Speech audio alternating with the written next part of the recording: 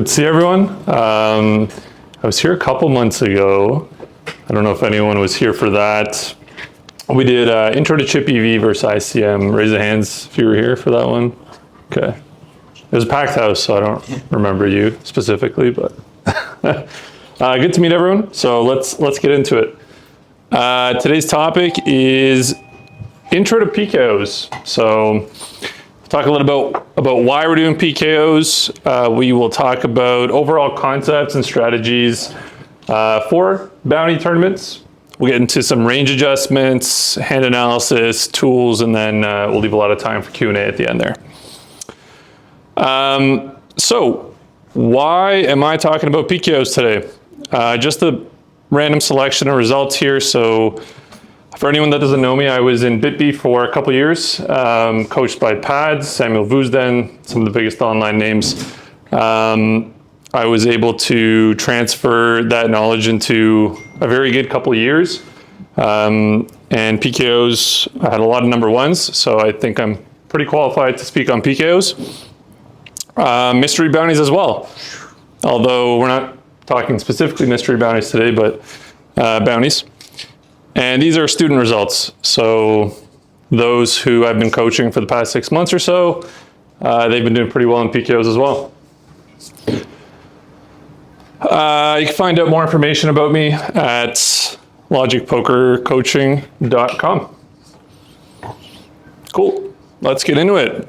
So intro to PKOs. Why should we study bounty tournaments? Well, 50% of, or more, maybe even 75% of today's schedule is made up of PKO tournaments, especially mystery bounties now. You throw those in the mix, you're talking, probably close to 75% of tournaments are bounties. So, if your goal is maximizing volume, maximizing your game selection ability, and you're gonna wanna really optimize for playing PKOs well. Of course, you could put in enough volume playing non-PKOs, but they're just fun too. I mean, even if you play like a live event, I know you guys are doing PKOs here, I think once a week now. I've only ever played like a couple live PKOs because they haven't really been a thing in the past, but it's just fun to know what you're doing, even if it's not a big part of your schedule. So how can we maximize profit in bounty tournaments? Number one, we should have a very good fundamental understanding of Chip EV versus ICM. I mean, that goes for any tournament. But then we also need to understand the math of the bounty, which we will get into today. So how to convert bounty dollars to chips. We should know how to prioritize range adjustments as well. So because PKOs add a layer of equity shifts in whether we're defending, whether we're attacking, we need to understand what our range adjustments are going to look like, what our value threshold adjustments are going to look like. Stack sizes relative to the table, whether that means we are the covering stack, we are the covered stack, our personal bounty, and the bounty of covered stacks. Generally speaking, because the PKO is significantly more top heavy, so if you look at the prize distribution when you win a PKO or you come second, usually the person that's winning the PKO is making anywhere from 2 to 3 times the person that comes second. So in the long run, because PKOs are so top heavy, you do need to be able to master how to navigate a final table and win more often. Something that I talked about in my first lesson here on Chip EV versus ICM is that always playing for first is not going to maximize your overall ROI. In PKOs, it is a little bit different where as the tournament progresses, we should have our eyes set on playing for first. And so that is going to differentiate some of the spots that we take, some of the spots that we gamble in, because again, over the long run in a significant sample, you need to be able to win outright very frequently in order to actually maximize your ROI. Again, in like a regular vanilla tournament, for example, let's say it's, I don't know, $7,000 for second and $1,000 for first, there's only about a 40% difference going from second to first, whereas in PKOs, you're talking about like 200 to 300% sometimes. A couple more pointers here. Early play is key. So if you think about it, when you're registering a bounty from the beginning, common knowledge will tell you that there's going to be more people in the pool. And so obviously you want to maximize your ability to capture that bounty prize pool, which is split 50% of the collected money as bounties and 50% as regular prizes. Generally, a rule of thumb, try to pre-register the tournament if there's bubble protection, obviously. If there's no bubble protection, a little trick or tip is actually you can register 1 minute into the tournament. This goes for online, but even live, I guess, just wait till everyone sits down and has paid their blinds. Because what's going to happen is you're probably going to cover by default 7 to 8 people on the table if you register 1 or 2 hands in, and that will actually give you a minor advantage. Especially true for speed racers online. If anyone raise a hand, anyone knows what a speed racer is? 10 bigs. Yeah, so you get like 10 or 20 big blinds, and it's a hyper knockout. So essentially, if you wait until everyone has already registered, because it's not big blind ante, they pay their ante the first hand. You register and then you cover everyone, which is a huge advantage. The only downside is you lose bubble protection on a site like GG, for example. I wouldn't register past 75% of the field remaining. This would probably be different for live, but for online, generally speaking, what happens is the longer you wait until the tournament has progressed, your ROI in that tournament significantly drops, or at least the ROI that you can attain, it becomes capped. Let's say that historically, you have a 30% ROI in the games that you're playing. If you were to register a PKO with maybe 25 big blinds, late register, your ROI might get capped at 10%. It might even be 5%. So that's just a random off the cuff number, but the reality is, as you enter without you being able to cover more stacks, and because too much of the bounty prize pool is gone, your ROI is going to take a hit. Generally, we were advised never register a PKO under 40 big blinds, but there's a couple caveats there. So whether it's like a hyper turbo or regular, that's obviously going to change things. So for hyper turbos, you can register a bit more shallow because the structure's quick. But for vanilla tournaments, when you're registering at 40 big blinds, usually it's already around 70% of the field. So you're just putting yourself at a disadvantage in the long run for maximizing your potential return on investment. And then a couple other heuristics or rules to think about is, and a lot of people get these backwards, do not undervalue early bounty hunting and stack snowballing. A lot of players typically tend to do the opposites. They value their tournament life too much in the beginning. They don't hunt for bounties when they're actually the most valuable. They might be the least in terms of dollars, but they are the most in terms of chips, which we'll get into in a second. And what people typically end up doing is they overvalue bounties in the end. They see that someone has a huge bounty on their head, they have to go for it, but the reality is it's flipped. Hunting for bounties is much more valuable in the beginning and could be much more detrimental in the end of a tournament. So we will get into why. Before we get into the math of the bounty, any questions on some of the kind of basic concepts there? Cool.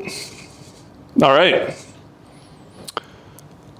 Big blind conversion and all-in equity calculation. So the first thing we'll cover is converting the bounty from dollars into blinds. So typically when you're playing like a standard non-PKO, just a regular bounty tournament, you get a flat payout. You knock someone out, you get $50 for a $100 tournament, right? 50 goes towards the bounty, 50 goes towards the prize pool. And every player you knock out is $50.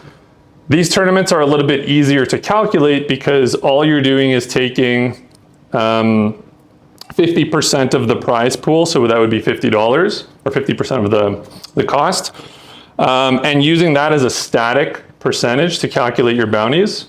Again, we'll get into how. In a PKO, it is cumulative. Every time you knock someone out, your bounty grows. So you always have to be on the fly with adjusting what the math is. So it's a rather simple formula for calculating the bounty pot odds. It's going to be the call amount divided by the total pot, the call amount, and the bounty and chips. So if we take a look here, this would be a basic example. So let's say, for example, you're forced with a decision to call for 10,000 chips, and there's already 20,000 chips in the pot. What we're doing is we're taking our call amount, 10,000, and we're dividing it by the total pot, 20K, the amount that we have to call, that gives us our initial pot odds, and then we're also adding the bounty and chips. In this example, it's 10,000.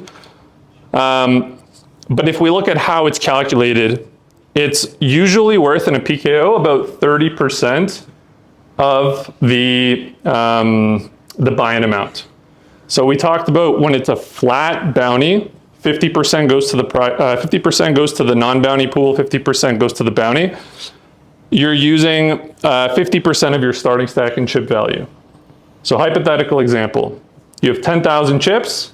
How much is the bounty worth if you're playing a regular bounty? It would be worth 5K because you're just taking 50%. In a PKO, we're using 30%. I like to use the upper end of the range just because it accounts for future game, but we would take 30%. So in an example where, let's say you get 10,000 chips as you're starting a chip amount, 3,000 chips would be equal to a starting bounty. So I'll give a hypothetical example. You're playing a $100 tournament. It is a PKO. How much, let me think about the question. You get 10,000 chips. How much is the bounty worth in chips? Yep. 3K? Yeah, 3K, exactly. So 30% of 10K, so you get 3K chips. And then you can easily convert this to blinds, right? So as the blinds go up, the bounty becomes less valuable. But in the early stages, when the blinds are so low, obviously the bounty is going to be worth quite a bit in chips. Rule of thumb, this typically results in about a 5 to 10% equity drop required for calling all-ins. So let's say you're faced with a decision, you know that you probably need 40% equity to call in a normal situation. The bounty math would suggest that usually there's about a 10% equity drop. So we'll get into some examples and it'll be very easy to brain solve once you can understand it a bit better. Next thing we'll talk about is how this adjusts our decisions. So on the left-hand side, we have a tournament that has just started. 100% of the field, everyone has 100 big blinds. It's a vanilla tournament. So what we have here is a risk premium chart. All this is telling us is, in an all-in situation, what is the tax imposed on the player for making an all-in decision? When everyone has equal stacks, so this is known as symmetric stacks, there is no difference. There's no difference between the players. They all have equal risk against each other. In the bounty, with slight asymmetry, so we have like a 96 big blind stack, 110 big blind stack, suddenly we're going to have some risk premium advantages where we have an equity advantage in order to call an all-in, for example. So you can see the big blind on the bottom is negative 5% across the board, pretty much against everyone in the tournament, or everyone at the table rather. And what this is telling us is because of his equity advantage, he has access to, or because of his stack advantage, he has access to the bounty prize pool, which is going to give him this negative 5% risk premium. This is obviously going to shift as the stacks change, but all you really need to know to keep things simple is when you cover someone, you're allowed to make wider actions, play wider, go for all-ins wider, and when you are the covered stack, the opposite will tend to apply.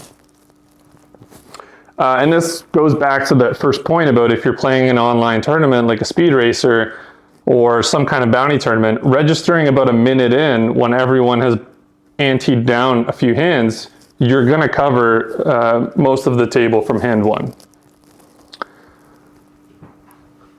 range adjustments. So let's go through some examples here. So on the left-hand side, we have, again, just 100% of the field. The tournament just started. This is going to be what the big blind is typically defending against the hijack open.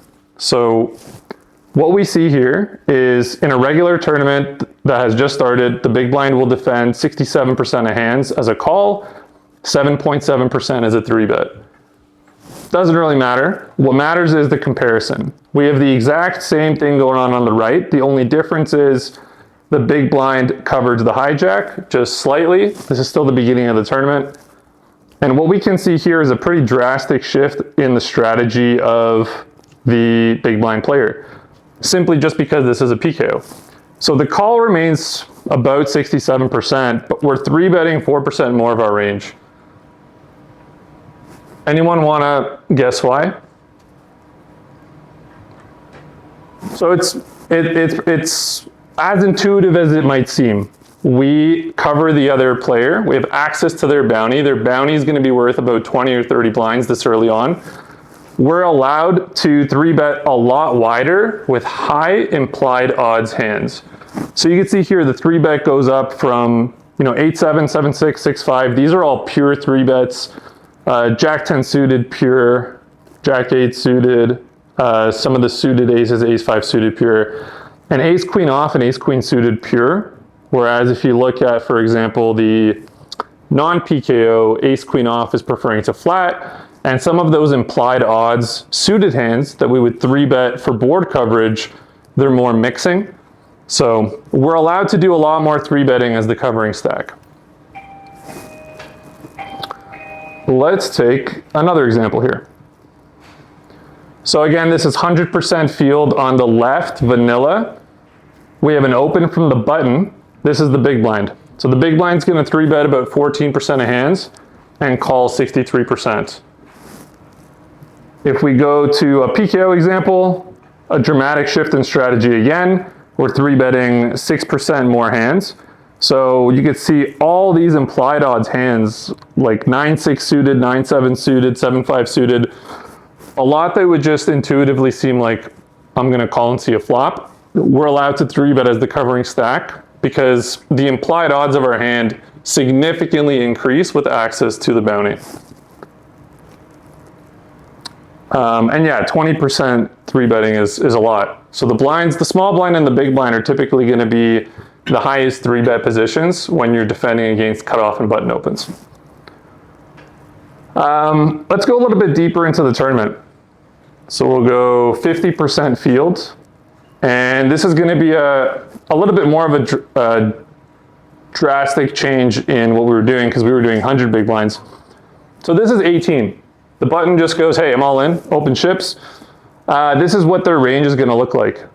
They've got a 6.2% open jam, 35% open raise, and the rest of their hands they're just folding.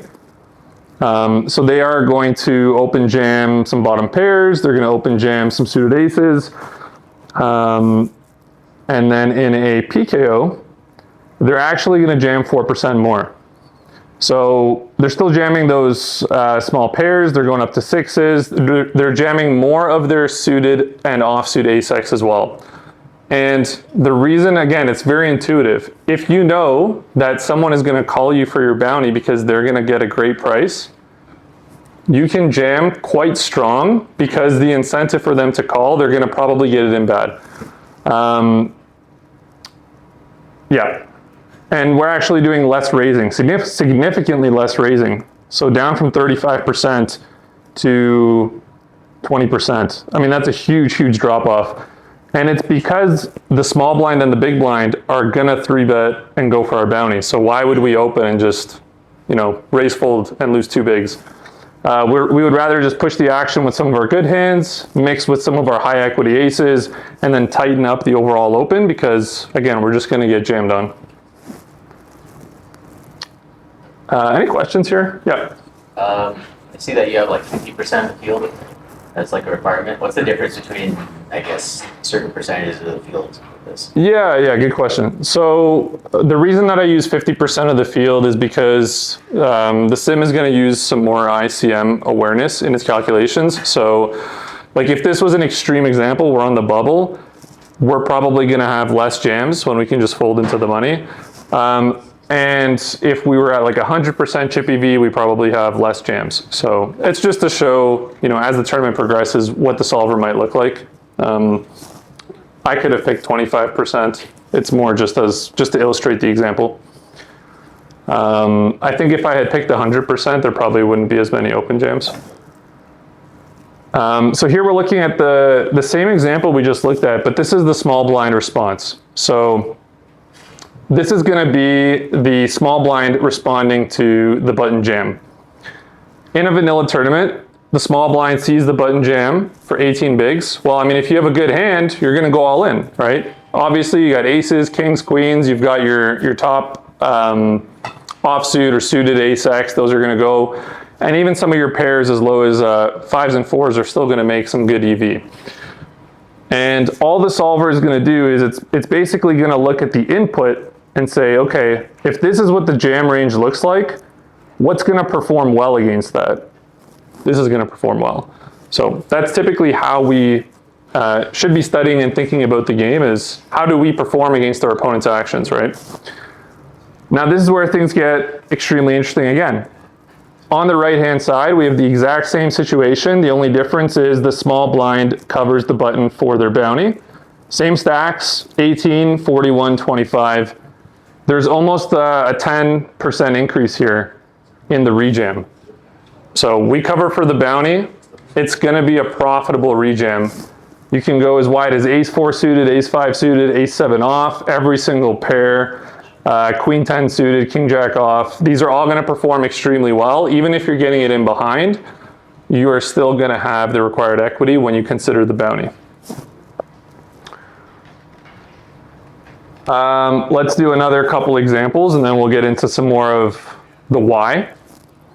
So in this example, we have the button opening at 50% field. So this is pretty much the same example we just had, but instead of the button jamming, the button's just opening, right? We already know that this was the range. How does the small blind adjust? The small blind is jamming 25% of their hands. So a quarter of the time, you're ripping against the button open here. And if you remember, we saw that the button is dissuaded from opening. This is why. When the button opens, the small blind is just going to put them in hell 25% of the time. So for that reason, in the bounty tournament, you're not really supposed to be opening into stacks that cover you. You have to either put it in yourself or have a bit of a tighter range when you open. Questions? It's still based on 18 bits, roughly. Yeah. So in the top, you'll see the button raises 2 off of 18. So same example. The only difference is this is an RF raise first in as opposed to an open jam. Yeah. Cool. So a couple examples there to get us thinking.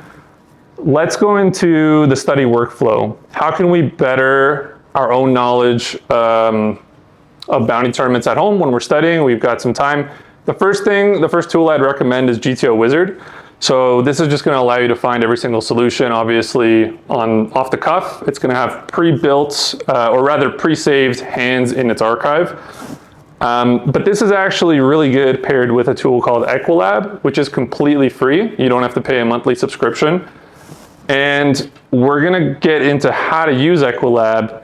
But to summarize what it does, it lets you take a range of hands, plug it in against a specific hand, and see how your equity runs against the range. You can do pre-flop, you can do post-flop. It's an incredible tool, especially when you pair it with GTO Wizard.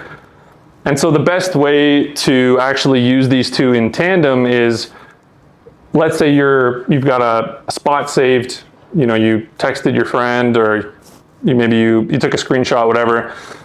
You take that hand, look at GTO Wizard, what the suggested range is to call the all-in or to go all-in, and then take that spot, look at the ranges that GTO Wizard gives you, and just plug them into Equilab.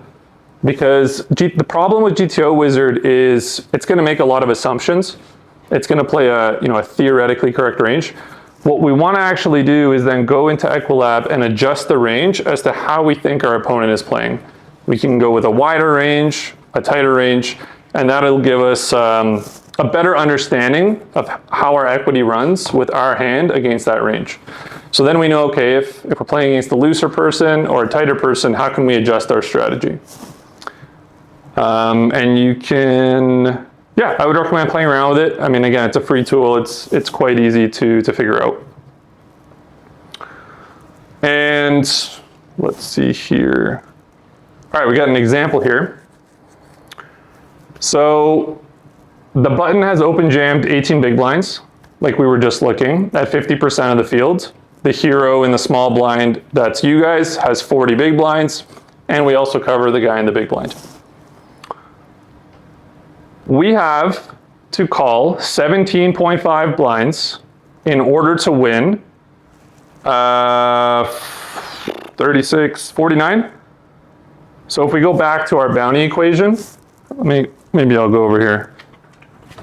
If we go back to our bounty equation, what we're doing is we're presented with this all in from the button. So in the small blind, we know that we need to call 17.5 to win 18, which is the jam amount that's already in the pot. 18 is our own call. 3 big blinds is, I just put an estimate for the blinds, the antes and the blinds. And then we know that the bounty is worth 10 blinds, hypothetically in this example. So what is our equity requirement to break even on a call here? So no one wants to raise their hand first. 35. 35? I think that's right. Yeah, 35. So it was 17.5 divided by 49. So let's go to another example. We're going to take the exact same situation, but this is not a bounty tournament. So we know that we have 17.5 to win 49 minus what the bounty was worth. What is our equity requirements to break even on the call now?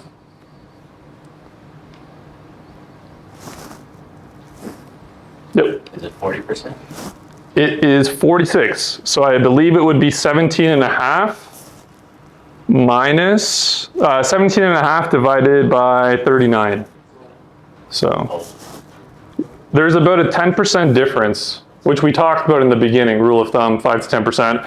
I mean, it's going to vary depending on the blinds and everything like that, but once you get really good at playing bounties and you play them a lot, you'll be able to do these calculations pretty quick.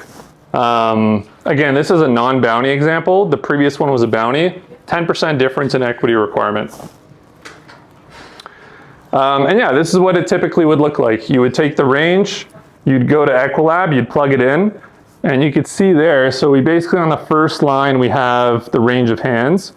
On the second line we have Queen Jack suited. Queen Jack suited has 44% equity against that jam. So in a non-PKO we're just folding from the small blind.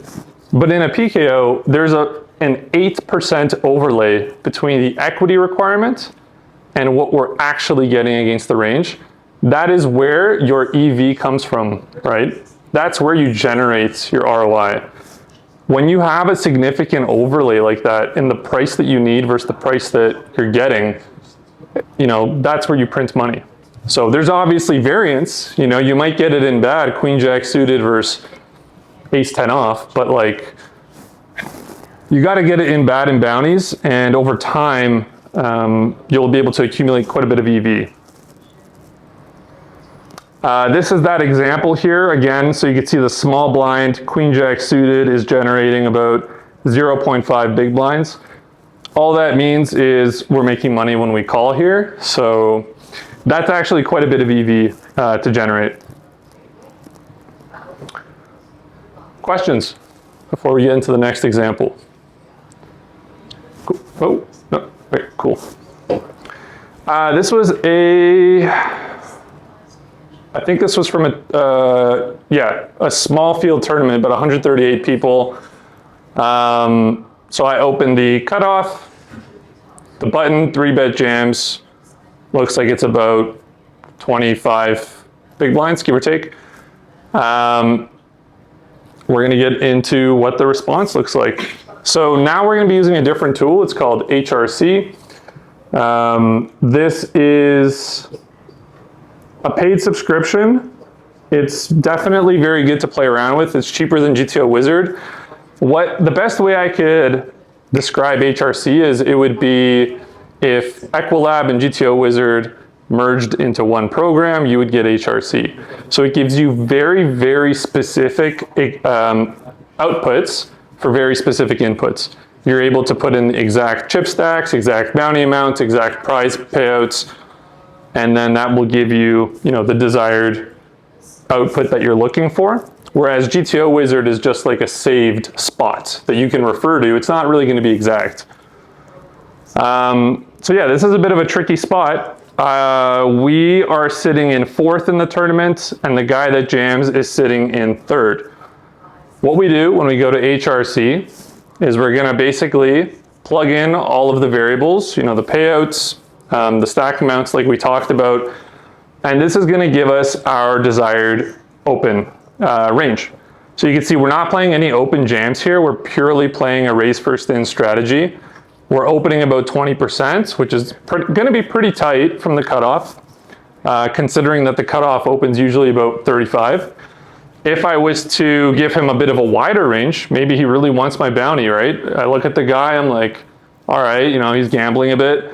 I'll give him 5s plus, I'll give him queen jack suited, all the suited broadways, I'll give him a few suited aces, like ace 3 through ace 5. So this would be, maybe like a more realistic jamming range for someone that's a bit wide. And you can see here, we still call quite tight. We call ace queen offsuit plus now, and we can go all the way down to 8s. So not quite, well, yeah, I would say like it's still about a pip. We're calling 1 pip, 2 pips tighter than he's jamming. So we're calling 8s, but he's jamming 5s plus. We're calling ace queen, and he's jamming like ace 10, some of the ace 5s. So that's typically how you would brain solve it. But again, this is just goes to show how you can actually study it by plugging in wide ranges, tight ranges. And the more you go through this exercise, the better you'll get at kind of intuitively figuring these spots out. I think it's really important to also understand that bounties, as opposed to, let's say, like a vanilla tournament, they are a lot more mathematical. So many spots are going to come up where, again, you're going to have to get it in bad. You're going to have to play more aggressive as the covering stack. And yeah, I mean, the reality is it's going to be a little bit more turbulent, but actually, if you were to extend your results over the long run, there's less variance in bounty tournaments. So I think it's a great format to play if you're looking to get more volume into your schedule, especially online. That was example number 2. So I've left the last 10-15 minutes here for Q&A. I know that was maybe a lot in terms of the math behind bounties, but yeah, open up any questions and answers. So is final table ICM solving PKO available on GTO Wizard as well, or only HRC? It is, yeah, it is. The issue with GTO Wizard is it's a library of sims, so you can get like pretty close to maybe what you're looking for, but We can't put like the exact stuff. Yeah, and the other thing too is the bounty amounts. It might have the specific example you're looking for, the guy's bounty might be small, Right. but in your example, it's huge, right? So like, Yeah. yeah. Any other questions? Bounties? What was other software called? WRC? HRC, Holding resource capital. yeah, holding me correctly, exactly, yeah. So this one is a bit trickier to figure out the first time when you download it. Subscriptions maybe like $40 a month. A lot of tutorials for it online. What I would recommend to get started is just go with the basics. Just go with GTO Wizard and Equilab. Yeah. And Equilab's pretty fun to use, like just click around and kind of see how the equities run, you know, hand versus range. Yeah. Yep.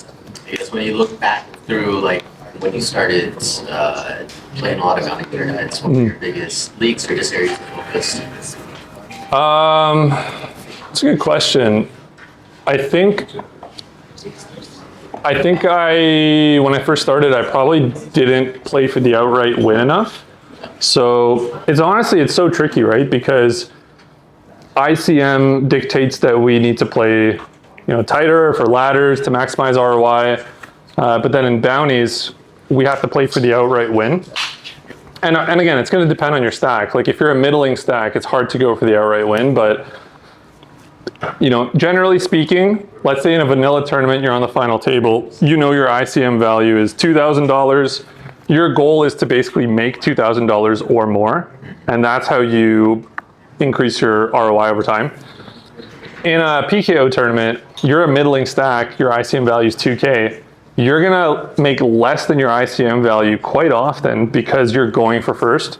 So really knowing how to navigate and going for the win, perfecting final table play is super important because out of all the times you make first in those PKOs, it's gonna balance out with the times that you don't make your ICM value.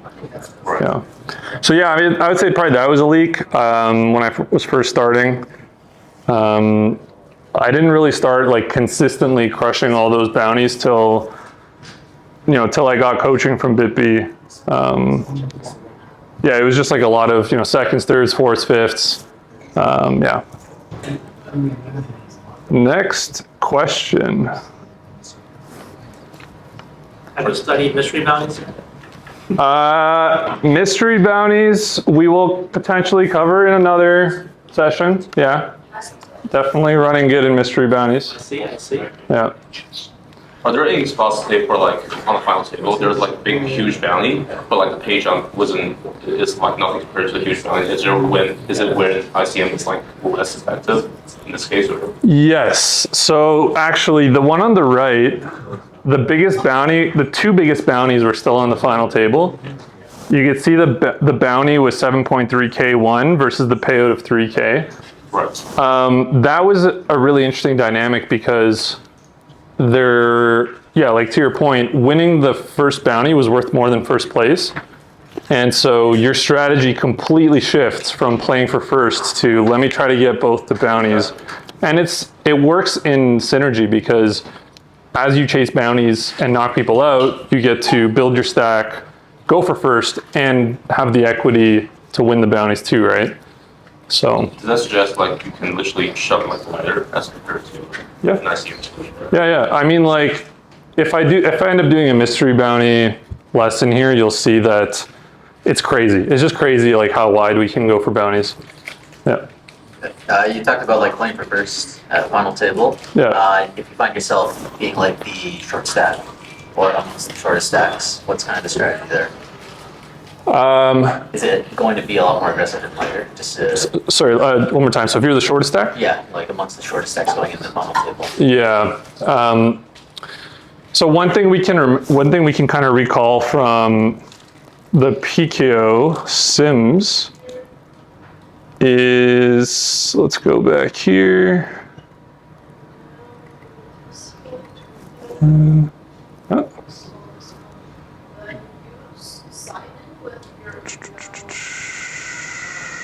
Okay, I think this is kind of similar to the question you're talking about.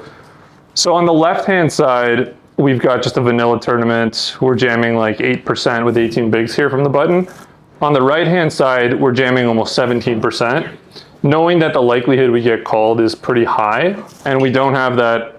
Oh, what am I doing here? I think that was the response.